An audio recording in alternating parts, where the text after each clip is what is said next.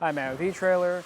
If you're trying to get your larger trailer into those really tight spots, like in a garage like we're in right now, or just a spot next to your driveway, then the Trailer Valet XL Trailer Dolly is going to be a great option for you. So let's check it out. Like I said, this is going to be great for those tight spots, and what I really mean by that is when you have a vehicle at the very front of your trailer and you're trying to make a turn, but your vehicle is going to make contact with something else, especially in a tight spot like we are right now where we'd hit a wall on one side, it's going to be great for that situation. Or if you want to make any 90-degree turns, this is going to be the ideal way to do it with. Now there are going to be a couple of different variations to this. There is a smaller size, there's also a larger size too. Really the one we have today is going to be ideal for any trailers between the sizes of 5,000 to 10,000 pounds, anything like a travel trailer. Today we're really just going to be focusing on a lot of the main features that sets us apart from some other options. Then we'll talk about what it's going to be like to actually use this, and then kind of give you my opinion on this too. And then finally we'll actually install it on here so you know how to get started. Let's start off with the specs. The first one I want to really talk about again is going to be that weight capacity. Like I said earlier, this is going to be rated for 5,000 to 10,000 pounds. The reason why that recommendation is because if you have anything over 10,000 pounds, it could damage this and it just won't work as well. If that is the case, then I'd recommend the MV Pro because it's going to have a weight capacity of 12,000 pounds. Now the reason for the minimum weight capacity is because if you have anything less than that, you're not going to get enough traction or it's not going to work as well. So the trailer we have today is 6,000 pounds, which is perfect for this. It's going to apply enough pressure to our tires for them to grip to the ground and for us to move. There's going to be two ways of moving this. So we will have a hand crank option. You can put this on either side, and you can either use our high gear setting or the low gear setting. The other option you have is using a drill. To use a drill though, you will need to use the drill attachment that comes with your kit. The reason being is because the opening on here. If you have any other type of sockets, that just won't work with this type of shape. Now when you're using that drill, you can only use it in the low gear setting. The reason being, if you're trying to use it in the high gear setting, it might move too fast and it could damage something. I also recommend not using an impact either. Now, actually talking about the high and low gears, there's a few things to consider. And that's going to depend on what type of situation you're in currently. So with this high gear setting, you want to use this if you're trying to go a little bit faster. It's going to be more for level ground if you're going in a straight line. Now, if you're finding that the terrain is just a little bit rough and you're making any really sharp turns, then this low gear setting is going to be a little bit easier because it'll be easier to maneuver around. And I talk a little bit more about the high gear and low gear. They will have different gear rotations. And what I mean by that is that's just going to be the amount of times we have to turn this crank to get one full rotation of our tires. So if I lift up on the handlebar, I'll be able to move this now.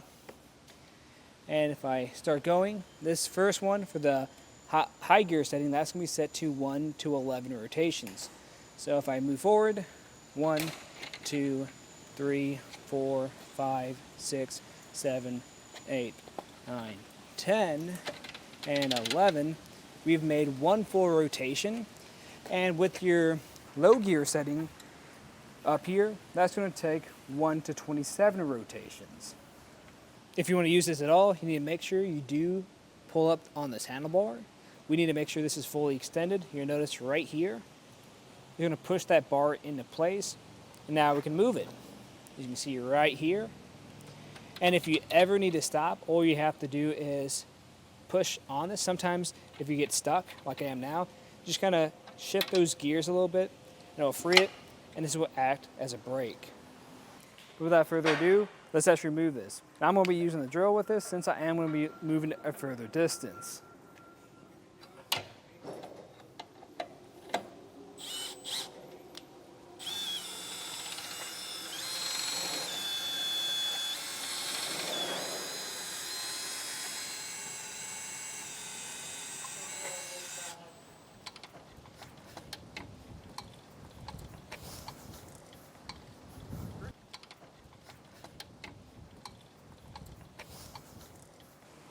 we just got our trailer moved out here, and the process for doing it wasn't so bad. So there are a few things to think about. Once you're going in a straight line and you don't have any grades of going uphill, this will move pretty easy. Now, if you're making any harsher turns, anything over 30 degrees, you're gonna find you have a little bit more resistance. Or if you're going over any rough terrain, like any larger cracks, you might have to switch over to the hand crank. Now, when I was just making slight turns, I was able to use the drill still, but once I found myself turning around 45 degrees, I found myself having to move to the hand crank because the drill wouldn't operate for me. Now, I am using a 12-volt drill. Using an 18 might help you a little bit too. I've tried an 18 in the past. I've still had issues with it. What's really happening is your tandem axles, if you have two axles, are going to fight each other. So those wheels are going to go in two opposite directions, and that's where a lot of that strain really comes in the hand. Now, if you want something that's going to help solve that, Trailer Valet actually makes some wheel dollies that connect to your wheels to help straighten and align those axles and make this process a lot easier. But in some cases, like the rough terrain, you still might need to use a hand crank. Something else to watch out for is this handle. If you got a lot of tension on those tires we just talked about, what's probably going to happen is when you lift up this handle, as you see, that handle might move on you. And that could be a little dangerous because you could hurt your hand or your trailer could kind of get away from you. So it is important when you are moving this, make sure you got a good hand on this first and then lift all the way up on that handle. Now we can move over to the construction and maintenance of this dolly. So when you're moving this around, this is gonna be pretty heavy. You're gonna need two hands to move it around, and this is gonna be due to its construction. So this is gonna be made out of steel. It's also gonna have this black powder coat finish to it, so it's gonna last longer, not only because that's strong steel, but that finish is gonna help prevent it from rusting over time. Now, something that's going to go in with that is going to be the construction of the tires. Now, these are going to be solid rubber, so you won't be able to puncture them and get any air leaks. Now, if anything was going to go out on these tires, it'd probably be the tread if you're constantly using this for years. This is going to be something that's going to wear out on you over the course of a year or two. It's going to last you a long time. The ball itself and the plate that goes underneath it will also be made out of steel. Now, if you want this ball to last even longer, just make sure you are using some ball grease with it so it doesn't scratch up over time. Now, this is going to be a 2 5/16 ball, so just make sure your coupler is going to be compatible with that. And looking at the handle, this is also going to be made out of steel, same black powder coat finish to it. Now, we will have this rubber hand knob at the very end of it. And if you are constantly using this, I can see this wearing out within maybe a year or two. We'll have some traction on it so you can get a little bit more of a grip. I've also had these when I am kind of going pretty quick. This kind of rubber tube will sometimes slide off on me. This one is feeling pretty good, but you're also going to have another rubber handle for the handle at the very end of this. Honestly, I think it kind of helps this be a little bit more easy to grip, and it's not going to be so rough on your hands either. As for the maintenance of the dolly itself, really, you're going to want to make sure you grease this. So a good way you can do that is just by removing this front panel. You just need to make sure you have a Phillips screwdriver. And you'll find that you have this chain bushing in here. You just need to make sure you grease that. You're going to have a specified recommendation in the instructions to do that. In my opinion, I think this is a pretty solid choice. Now, I think there are some other great options out there that do this a little bit better. And it's going to be by Trailer Valet. So the one that I actually compared this to is going to be the MV Pro. What I like about the MV Pro is a few things. So it's going to have two different styles of balls. So you can have a 2 5/16 or a 2-inch ball. So if you have a different coupler size, it'll be able to work with that. And you'll notice when you are using this, you kind of have to crouch down a bit, especially if you want to use a drill, and it's going to be on the side. With this, we're going to have a different spot for the drill option if you're using the MV Pro, and that's going to be at the very top of it. And it just makes it feel a little bit easier to use. But if you find yourself not really needing that extra weight capacity either, because it is going to be at a more premium price range, then this is probably the better option. Now, if price isn't an issue for you, then I'd recommend checking out some of the Trailer Valet's remote options. What I really like about those is you don't have to bend over and crouch and try to manually crank anything, and you don't really need two people. With this, I do recommend using 2 people to help maneuver this, just in case you get pretty close to a wall. Someone else can kind of watch out for that.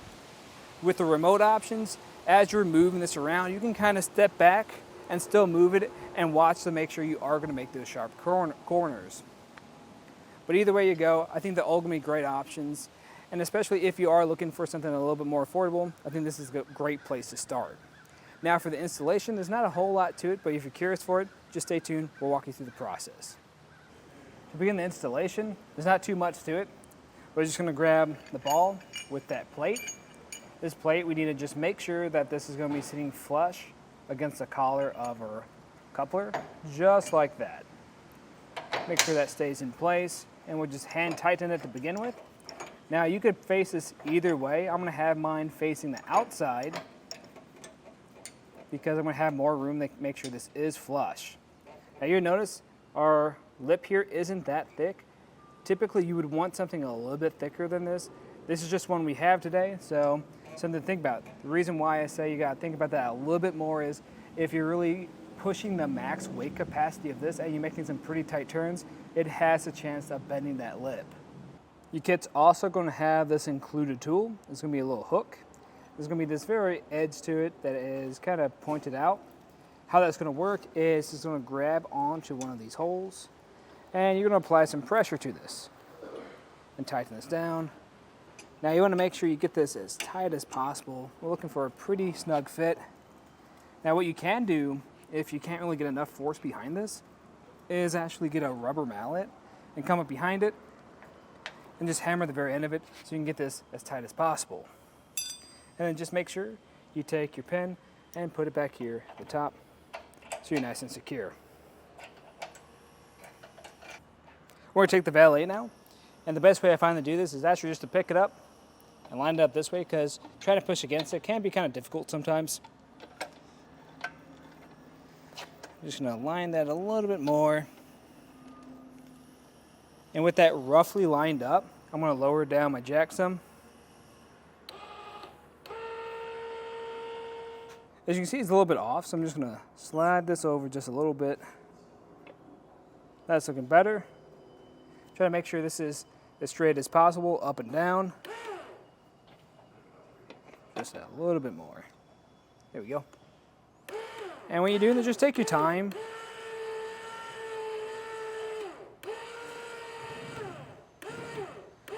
Eventually, you're going to have to rotate this cuff here so we can get those holes in line.